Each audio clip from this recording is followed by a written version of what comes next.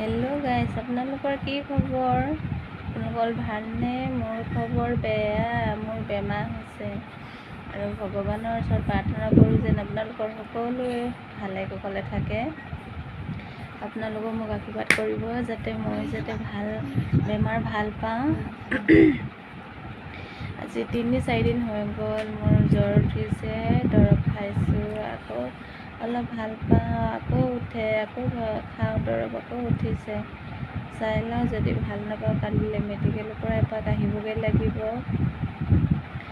আৰু ফুৰিবলৈ গৈছিলোঁ ধেমাজিত, ভণ্টিহঁতৰ ঘৰত গৈছিলোঁ, পানী চেঞ্জ হ'ল নেকি নে আকৌ তাৰ পৰা আহি ইয়াত গা ধুই দিলোঁ। গৰম বহুত পৰিছে বুলি 2-3বাৰ আৰু পকাটো শুই দিলোঁ এদিন মই, সেইটো কাৰণে জ্বৰ চৰ্দি হ'ল নে কি নে বুজি পোৱা নাই।